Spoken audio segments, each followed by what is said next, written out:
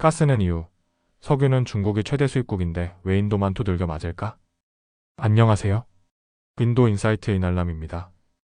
오늘은 러시아산 화석 연료 제재에 대한 불편한 진실을 파헤쳐 보려 합니다.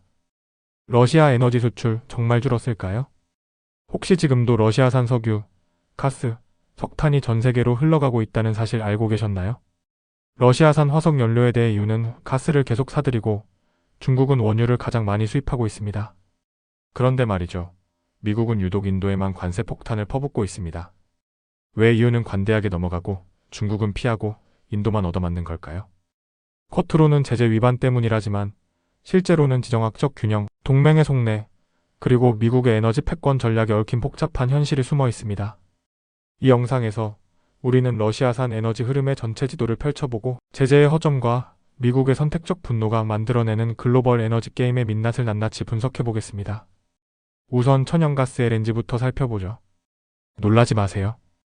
이유는 2025년 중반까지도 러시아 LNG의 51%를 수입하고 있습니다. 제재한다더니 절반을 여전히 수입하고 있는 겁니다.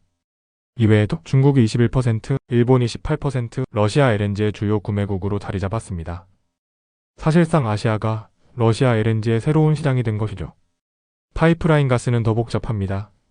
이유는 37%로 여전히 최대 수입국입니다.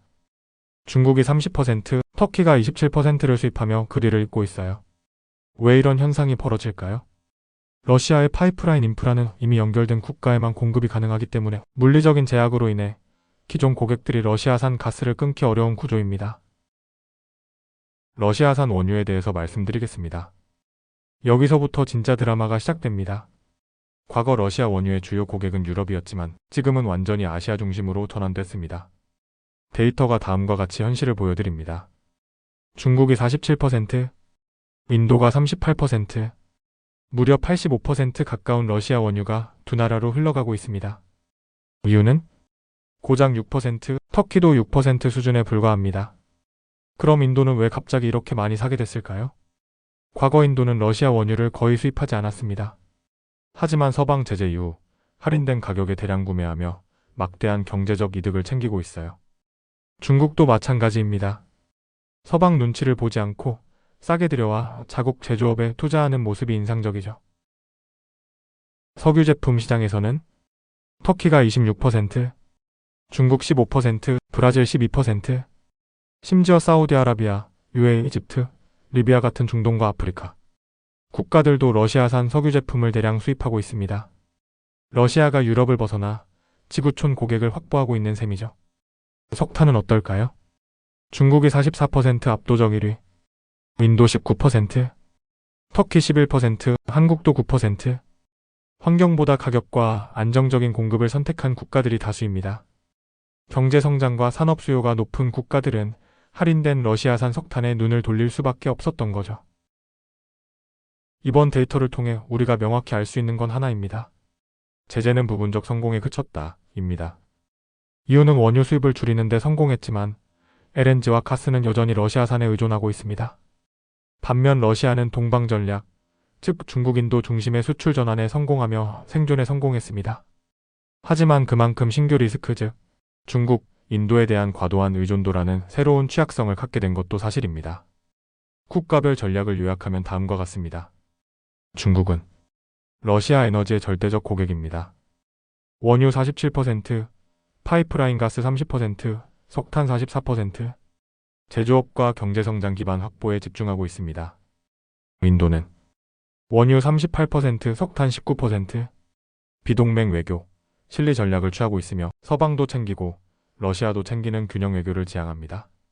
터키는 나토 일원임에도 복잡한 행보를 보이고 있습니다.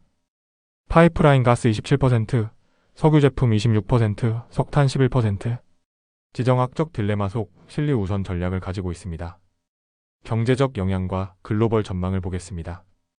러시아는 여전히 막대한 에너지를 수출하고 있으며 제재로 인한 직접적인 봉쇄 효과는 제한적입니다. 할인된 가격 물류 손실에도 불구하고 아시아 시장이라는 탈출구를 찾아낸 상황이죠. 하지만 이 역시 장기적으로 보면 안정적이지 않습니다. 중국이나 인도의 수요가 줄어들거나 국제 정세가 급변할 경우 러시아는 다시 흔들릴 수밖에 없습니다. 화석 연료가 이렇게 저렴하게 전 세계로 공급되면서 지구의 기후는 더욱 악화되고 있습니다. 특히 중국의 석탄 대량 수입, 신흥국의 화석 연료 의존 강화. 이러한 흐름은 탄소 중립과 재생에너지 전환을 지연시키고 있습니다. 결국 에너지 문제는 단순히 경제와 지정학의 문제가 아닌 지구 전체의 지속 가능성과 직결된 문제로 번지고 있는 겁니다. 오늘 데이터를 통해 우리는 다음 세 가지 질문에 주목할 필요가 있습니다. 이유는 러시아 에너지에서 얼마나 더 독립할 수 있을까? 중국과 인도는 계속 러시아산 에너지를 수입할까? 이 흐름은 기후위기에 어떤 영향을 미칠까? 답은 아직 모릅니다.